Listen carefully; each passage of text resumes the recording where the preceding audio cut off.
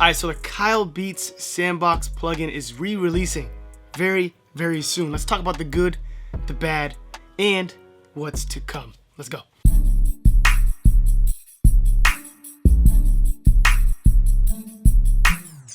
Everybody, Ice Age Beats here in the studio, this new studio.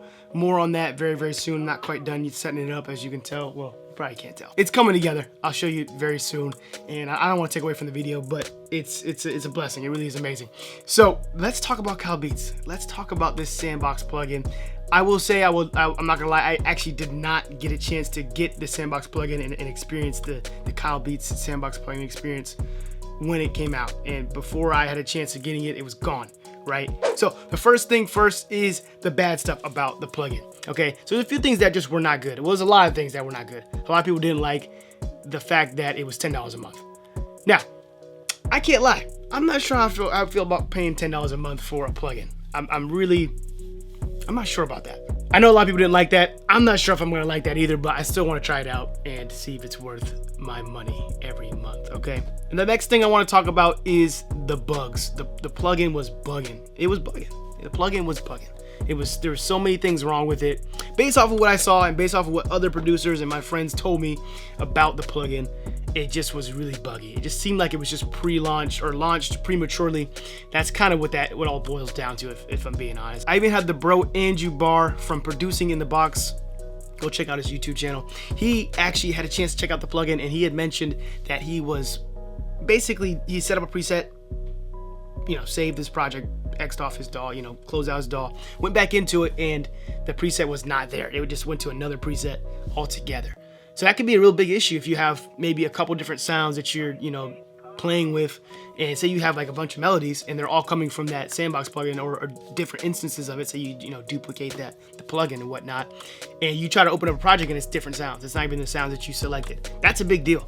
That's probably one of the biggest problems that I noticed. The next thing I want to talk about that wasn't so great, not so hot about the plugin, was that it was a CPU hog. People told me that, multiple people told me, man, this thing is gonna eat up your CPU. If you don't have a fast computer, if you got a little, cheap computer, okay, I wouldn't say cheap. Let me not bash people. If your computer can't handle it, you'll know for sure it's gonna take up a lot of CPU. Okay, so just keep that in mind. So that's all the bad stuff. I don't want to just sit here and just make a video and just be hating on Kyle Beats. Kyle Beats is dope, man. He's a really dope producer, like I said before, and a dope creator, man. He's definitely been an impact to my life as a music producer, and I'm sure many other music producers across the world, right? So he's tapped in.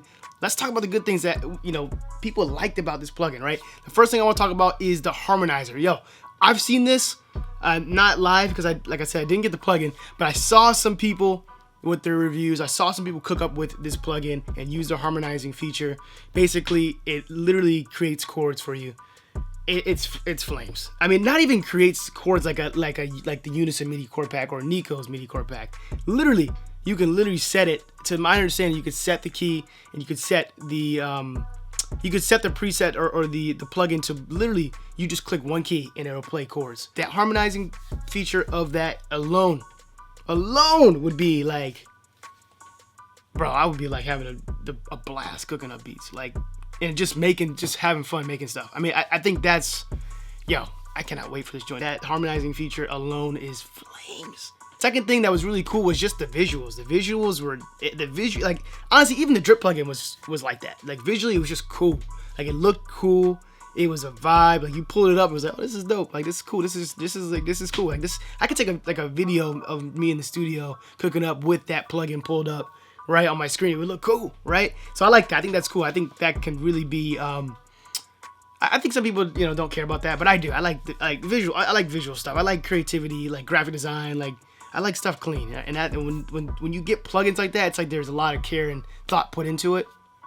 I like that a lot. The last thing that was really, really great, which people had mixed reviews on this, but based off what I heard and based off what people told me, the sounds on there were tough. They were really, really good.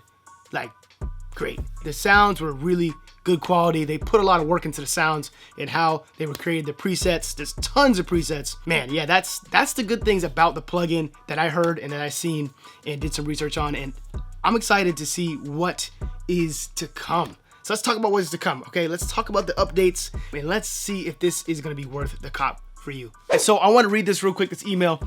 Kyle Beats said, crash free. Sandbox is now crash free. One problem solved. 100% optimized. So it's optimized 100%. So I guess they optimized everything, including the resizing issues they had as well. Free from bugs and glitches. Ooh, I ain't mad, right? Also, I mean, I'm reading this right off here too. I wanted to read this because I didn't want to just be lying out here, right?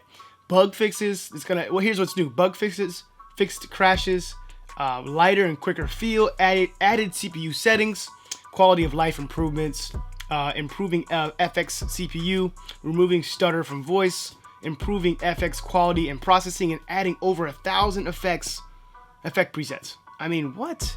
Come on. It's about to be crazy. This plugin is about to be crazy. Now, the question is, do you think it's worth it? Do you think when it comes back out, are you gonna get it? Based off of the reviews, based off of what I just said, honestly, do you think it's gonna be worth it when it drops? It might be out right now. You gonna get it? What you gonna do? What you gonna do?